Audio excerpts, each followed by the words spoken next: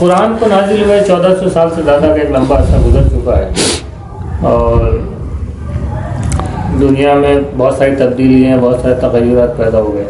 تو 1400 سال پرانا معاشرہ بھی تبدیل ہو گیا. 1400 سال پرانا قرآن کریم 1400 سال پہلے زمانے میں نازل ہوا، تو کیا اس کی اہمیت اور اس کی افادیت ابھی تک ہے اور آنے والے وقتوں میں بھی رہے گی؟ یہ کیسے؟ ہاں، بہت اچھا سوال ہے اور غور کرنے کی بات ہے، غور کرنا چاہیے. سورہ یونس آیت نمبر 101. قرآن میں ہر چیز کا جواب ہے. لاؤ نا کچھ بھی، ٹیڑھا باঁکا سیدھا لے آؤ، اب سوال لاؤ. اب آپ لا رہے ہیں نا سوال، تو اس سے کیا ذہن کھلتا ہے. لوگ گھبراتے ہیں سوال سن کے، جواب ہی نہیں دیتا ہے. سورہ یونس آیت نمبر 101 میں اس کا جواب دیکھو آپ کس طریقے سے ملتا ہے. قُلِ انظُرُوا، ان انسانوں سے کہو جو دنیا میں رہتے ہیں اندھے بن کر، آنکھیں کھولیں. ماذا فی السماوات والارض، آسمانوں میں اور زمین میں کیا ہے دیکھو. دیکھتے ہی نہیں. مشینی زندگی ہے، کمانا کھانا سونا جاگنا اٹھنا، بس ختم ہوا. اور کچھ ہے مقصد حیات جو ہے وہ فراموش. ان سے کہو زمین آسمان کی چیزیں دیکھیں. آیت کب نازل ہوئی تھی؟ بہت پہلے. اور حکم ہو رہا ہے دیکھو. یعنی تو یہ حکم ہمیشہ قائم رہتا ہے. مقصد یہ کہ آسمان اور زمین اور آسمان کی چیزیں، سورج چاند ستارے سیارے، اور زمین کی چیزیں دریا سمندر پہاڑ، دریا سمندر پہاڑ، اور زمین کے اندر کانیں ہیں سونے کی چاندی کی، یہ کتنی پرانی ہیں، آج کی تھوڑی ہیں. اتنی پرانی ہونے کے بعد بھی آج ان کی اہمیت اور افادیت ہے. تو قرآن جو علم کا سورج ہے، علم کا ٹھانٹے مارتا سمندر ہے، جس کی آیتوں میں موتی اور مونگے اور کیا کیا ہیرے جواہرات چھپے ہیں، تم نکالتے ہی نہیں. تو اس کی اہمیت آج ہے، آج بھی ہے اور کل بھی رہے گی. کیا زمین کی اور آسمان کی اہمیت ختم ہو جائے گی؟ کل قیامت تک رہے گی. تو ایسے قرآن بھی قیامت تک رہے گا، اس کی اہمیت افادیت قیامت تک رہے گی اور آج بھی ہے اسی طرح سے. سورہ حامیم سجدہ آیت نمبر 53. سنریہم آیاتنا، ہم جلدی ہی ایسی نشانیاں ان کے سامنے لائیں گے. فی الآفاق، کائنات میں، وفی انفسہم، اور ان کی جانوں میں. یہ کورونا کیا چل رہا ہے؟ آیت ہے، نشانی ہے، جانوں کے اندر گھسی ہے. حتی یتبین، یہاں تک کہ ان کے اوپر یہ بھید کھل جائے گا، انہ الحق، کہ قرآن حق ہے. انہ کی ضمیر قرآن کی طرف رجع ہے، کہیں بھی نہیں جا رہی. انہ الحق، کہ قرآن، ہو کی ضمیر، انہ تو بے شک کے لیے، ہو کی ضمیر، انہ الحق قرآن. اب آیات اور نشانیاں پہلے بھی آئیں، آج بھی آ رہی ہیں، کل بھی آئیں گی، قیامت تک آئیں گی. تو قیامت تک قرآن کی افادیت، قرآن کی اہمیت بنی رہی. اب یہ نشانی ہے کورونا. آپ دیکھ لیں کیسے قرآن میں فرمایا گیا قیامت کے دن ایک دوسرے سے لوگ بھاگیں گے. یوم یفر المرء من اخیہ و امہ و ابیہ و صاحبتہ و بنیہ. کس کس سے بھاگ رہا ہے؟ اب آپ کہہ رہے ہیں سوشل ڈسٹینس، فاصلہ رکھو. بھئی یہ کیا ہے؟ یہ قیامت پر یقین لانے کی نشانی ہے. اگر یقین آدمی کرے، سوچے اس میں کہ سوشل ڈسٹینس یہ کیوں ہو رہا ہے، آخر پہلے تو نہیں تھا. اتنا فاصلہ رکھو، بھاگو ایک دوسرے. تو یہ قیامت کے دن ہوگا. یوم یفر المرء من اخیہ. اب بھائی سے بھی تو سوشل ڈسٹینس ہو رہا ہے. وہ امہ ہی، ماں سے ہو رہا ہے، وہ ابی ہے، باپ سے ہو رہا ہے، وہ صاحبتہ، بیوی سے ہو رہا ہے، وہ بنی، بیٹے سے ہو رہا ہے. تو یہ قیامت کے دن ہوگا. موت سے غفلت تھی. قل، ان سے کہو موت جو ہے تمہیں آ کے پکڑ لے گی، چاہے تم کتنی بروج مشیدہ، تو بہت سجے سجائے اونچے زبردست محلوں کے اندر ہو. اب موت اب کتنی تیزی سے ہو رہی ہے، لوگ مر رہے ہیں. یہ نشانی ہے اس کی کہ موت سے غفلت. قرآن کہہ رہا ہے نہیں، موت سے غفلت نہیں. حدیث میں آتا ہے اللہ کے رسول دن میں 100 مرتبہ موت کو یاد کرتے تھے. اب بتائیے امتیوں کا کیا حال ہے؟ وہ تو زندگی زندگی زندگی زندگی پیچھے دوڑ رہے ہیں، موت سے غفلت ہے. کورونا نے کہا آ جاؤ میں بتاتا ہوں موت کیا ہے، دیکھ لو. تو یہ بیماری جو ہے آنکھیں کھولنے کے لیے بند پڑی انسانوں کی آتے ہیں. میں کہہ رہے بیماری آئے گی چلی جائے گی. یہ پہلی قوموں نے کیا. غفلت میں رہے تو آخر میں ہلاک کیا گیا. ان نشانیوں پہ غور و فکر نہیں. ہاں نشانی قل ضرور اللہ قل ضرور دیکھو ماذا فی السماء زمین میں اور آسمان میں کیا ہے دیکھو بھائی.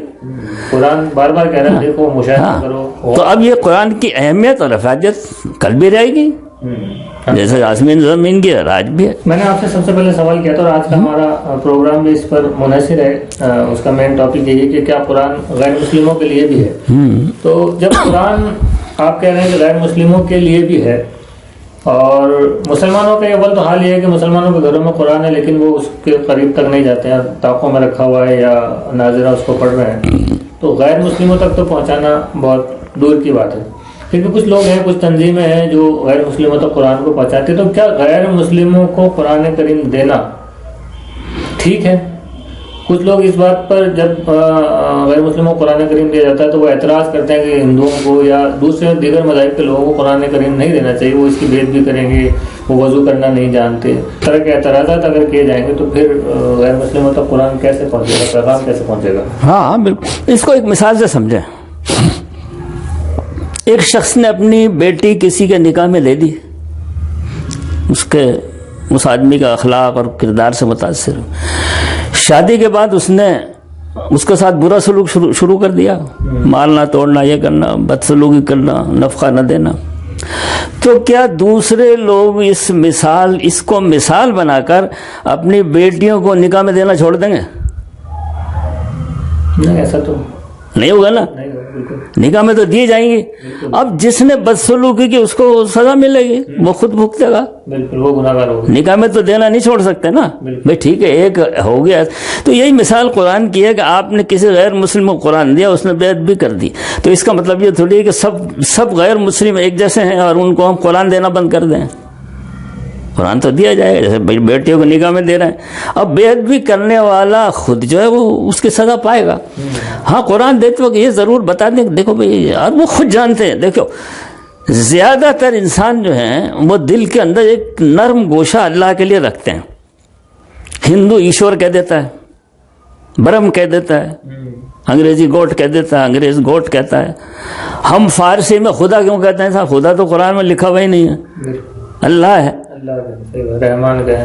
تو پھر یہ جو چیز ہے یہ بتاتی ہے کہ انسان کے دل میں جو ایک نرم گوشہ ہے وہ کسی کے ساتھ بے ادبی نہیں کرنا چاہتا.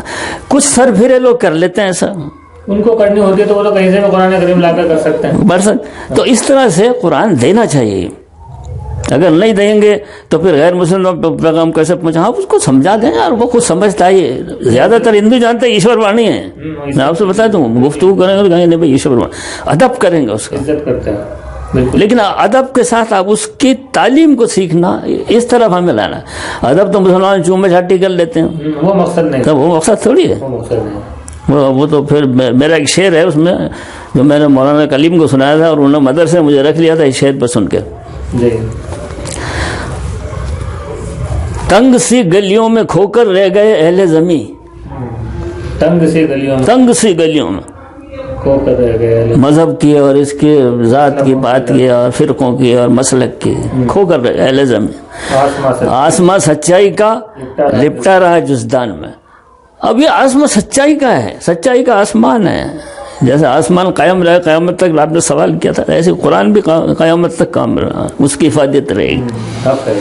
تو مسلمانوں کو تو یہ حال ہے, جو زبان لپیٹ کے رکھ دیا. تو غیر مسلموں کو قرآن دینا چاہیے, سمجھا کے دیں, طریقے سے دیں.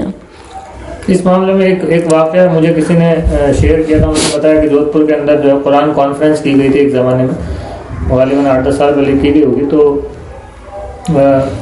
مجھے نام تو ذہن میں نہیں ہے. تو ایک ڈاکٹر تھے, ان کو بھی بلایا گیا تھا, اس میں غیر مسلم تھے. انہوں نے اسٹیج سے یہ بات کہی تھی کہ ہمیں بڑا افسوس ہوتا ہے کہ آج آپ لوگ قرآن کانفرنس کر رہے ہیں اور ہمیں قرآن دے رہے ہیں. حقیقت تو قرآن کا حق تب ادا ہوتا ہے جب آپ چلتے پھرتے قرآن بن جاتے اور ہم آپ کو دیکھتے اور اسلام قبول کر لیتے. تو یہ نہیں آتی کہ آپ کانفرنس کر رہے ہیں اور قرآن ہمیں دے. نہیں, وہ تو اس لیے دے رہے ہیں تاکہ آپ بھی سمجھیں بھائی یہ تو سب کی کمی ہے ہماری, وہ کیریکٹر ایسا بنائیں. لیکن اب یہ تھوڑی ہے کہ اگر نہیں ہے تو ہم نہ دیں. نہیں, دینا چاہیے نا, تو دے سکتے ہیں. مسلمانوں کو یہ چاہیے کہ آپ کو پڑھیں, عمل کریں. اور جو دے رہا ہے اس میں ذمہ داری دینے والے کی یہ ہوتی ہے کہ جب تک آپ خود اس کتاب کو نہیں پڑھ رہے ہیں تو آپ دوسروں کو کیسے دے سکتے ہیں؟ آپ نے اگر دیا ہے کسی کو، پہلے خود بھی مطالعہ کریں، کیونکہ جب آپ اس کو دیں گے تو آپ اس کا فالو اپ بھی کریں گے، اس سے پوچھیں گے. نہیں، پہلی بات تو یہ ہے کہ جیسے آپ نے اس میں پوچھا سوال کر اس میں کہ یہ بات ذہن میں ڈال دی گئی ہے عالموں نے کہ غیر مسلموں کو دینا ہی نہیں، بیعت بھی کریں گے، یہ کریں گے، وہ کریں گے. ارے بھائی یہ کوئی بات تھوڑی ہوئی، پھر علم کیسے بڑھے گا؟ کوئی ہندو پابندی نہیں لگاتا وید کسی کو مت دینا، یہ تو پوتر نہیں ہے، کہتے نہیں پڑھو. چھوٹ ہے کھلی ہوئی، وید کی اور پران کی اور رامائن کی اور سب چیزیں پڑھی جا رہی ہیں، تو قرآن نہیں پڑھا جاتا، سمجھا جاتا، سمجھو اس کو. تو اس طرح سے یہ دینا چاہیے. ایک آخری سوال آپ سے میں کرنا چاہتا ہوں. غیر مسلموں کے سلسلے میں ہم نے بات کی کہ غیر مسلموں کو قرآن شریف دینا چاہیے، اور ظاہر سی بات ہے کہ قرآن کریم جب ہم غیر مسلموں تک پہنچاتے ہیں تو مقصد ہوتا ہے ہمارا دعوت. تو غیر مسلموں کو دعوت دینے کے اور کیا طریقے ہو سکتے ہیں، بہتر طریقے، اچھے ڈھنگ سے ہم ان کو کیسے دعوت دے سکتے ہیں؟ دیکھیے، دعوت کا جو طریقہ ہے کوئی لگا بدھا نہیں ہے. آپ اس سلسلے میں اپنے فہم اور سمجھ بوجھ سے کام، لیکن ہمیں قرآن نے ایک بہت اچھی بات دے دی اور بتا دیا کہ دعوت دینے میں ہم اس بات کا خیال رکھیں. ادعو الی سبیل ربک بالحکمت والموعظۃ الحسنہ. دو چیزیں بتائیں، حکمت اچھے طریقے سے. اور اللہ نے ایک جگہ فرمایا فَمَن یُؤْتِ الْحِکْمَةَ فَقَدْ أُوتِیَ خَیْرًا کَثِیرًا. جس کو حکمت دی گئی اسے خیر کثیر دی گئی، کیونکہ حکمت سمجھداری دانش مندی کی طرف لاتی ہے. تو پھر رب کے راستے کی طرف بلاؤ، مگر کیسے؟ حکمت کے ساتھ، حکمت سے، سمجھداری سے استعمال کر کے. آدمی جس عقل کا، جس معیار کی عقل ہے اس کے حساب سے بات کی جائے گی، اس سے اور اس کو بتایا جائے گا. پڑھا لکھا ہے جاہل ہے، اس کے حساب سے. اور والموعظۃ الحسنہ، اور اچھی اچھی نصیحت کی باتیں ان کو سنا کر. قرآن سے اچھی باتیں کہوں گی، لیکن اب وہ کہوں کہ ہمارے ذہن میں نہیں ہے تو ہم ان کو سنا ہی نہیں سکتے. اس میں ایک بات. دوسرے یہ کہ دعوت جو ہے غیر مسلموں میں اگر آپ دے رہے ہیں دعوت اور قرآن ان کو دے رہے ہیں تو ان سے یہ کہیں کہ ایک دم سورہ بقرہ مت پڑھو، آپ مکی آیتوں کی طرف لائیے. آپ ان کو 86 آیتیں قرآن میں مکے میں نازل ہوئی ہیں، جو توحید 86 بتائیے آپ، 86. اور ان سب میں میرے خیال سے توحید کا جو ہے وہ، ہاں، اور 28 آیتیں مدینہ میں، صرف 28 اس میں احکام ہے. تو اب اتنی زیادہ تعداد میں مکے میں کیوں نازل ہوئی صاحب؟ کہ اس میں عقیدہ ایمان مضبوط ہو جائے، آدمی اپنے اللہ کو پہچان لے اور آخرت کا عقیدہ مضبوط ہو جائے، اس لیے وہ 86 آیتیں. تو اب جیسے مثال کے لیے سورہ انعام سے ابتدا شروع کریں، سورہ انعام پڑھو آپ، اس میں توحید خالص، کہ جو مورتی پوج رہے ہیں یا درگاہ میں جا رہے ہیں ان سب کو جو ہے اس کی تردید کر دی کہ بھائی ایک اللہ بغیر شرک کے. اللہ کو تو مکے والے بھی مانتے تھے، مگر 365 بت رکھ رکھے تھے انہوں نے مکے میں، کعبے میں، اور سب سے بڑا حبل نام کا کعبے کے اوپر تھا رکھا ہوا. تو اب مکی آیتیں سورتیں جب پڑھی جائیں گی، سورہ انعام ہے، سورہ یونس ہے، سورہ عنکبوت ہے، سورہ جاسیہ ہے، سورہ زمر ہے، یہ نکال لیں مکی لکھا ہوا ہے مکی آیت، وہ بتائیں آپ ان کو، وہ پڑھیں. ایک بات. دوسرے ایسی آیتیں کہ جن میں انسان کو اللہ نے مخاطب کیا ہے یا لوگوں کو، وہ ان کو دی جائیں چھانٹ کر. ہاں، یہ ان کا مطالعہ آپ کرو، یہ اس کا دعوت کا طریقہ. یہ مکی ہی ہوگی زیادہ تر آیتیں. ہاں، یہ صحیح ہے، تو مکی ہیں. مکی میں جو ہے ایمان اور عقیدے کو مضبوط کیا گیا ہے. مدینے میں تو احکام تھے، تو وہ تو پھر مسلمانوں سے متعلق ہے تو انہیں کو مخاطب کیا گیا. ہاں، اور کیا. اب یہ نازل ہونے والی کتاب ہے، اگر تو یہ 2-3 آیتیں میں نے سنائی، لیکن اس معاملے میں تقریباً 80 یا 90 آیتیں ہیں. وہ میں نکالوں گا جب ایک کتاب لکھوں گا میں، قرآن کی عظمت اور افادیت. لیکن 3-4 آیتیں میں بتاؤں آپ کو ثبوت کے لیے. سورہ مومن آیت نمبر 2، تنزیل الکتاب من اللہ العزیز العلیم. کلیئر کر دیا، کتاب نازل ہوئی ہے، لیکن اب کس کی طرف سے ہوئی ہے یہ بھی تو دیکھو. شیطان کی طرف سے نہیں آئی، وہ اس نے سلمان رضوی نے لکھ دیا تھا، شیطان کی ورثے 1400 سال پہلے ہی اللہ تعالیٰ نے فرما دیا کہ شیطان اس پہ غالب نہیں ہے، سورہ شورا کے اندر، کہ وہ آیتوں تک پہنچ جائے۔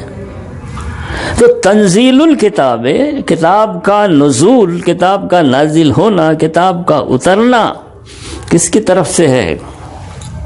من اللہ العزیز العلیم، جو زبردست ہے اور ہر چیز کا علم رکھتا ہے، ذرے ذرے کا علم رکھتا ہے۔ اسے نازل کیے بھائی کتاب، کوئی لکھی تھوڑی حضرت محمد صاحب نے۔ سورہ مومن آیت نمبر 2، سورہ حامیم سجدہ آیت نمبر 2، تنزیل من الرحمن الرحیم، نازل کیا ہے اس نے جو رحمان الرحیم ہے، اس نے قرآن نازل کیا ہے۔ کتنا کلیئر ہے ایک دم۔ سورہ جاسیہ آیت نمبر 2، تنزیل الکتاب من اللہ العزیز الحکیم، عزیز العلیم تھا وہاں سورہ مومن میں، عزیز الحکیم کیوں تبدیل کیا؟ زبردست تو ہے ہی قدرت میں، لیکن حکمت والا بھی ہے۔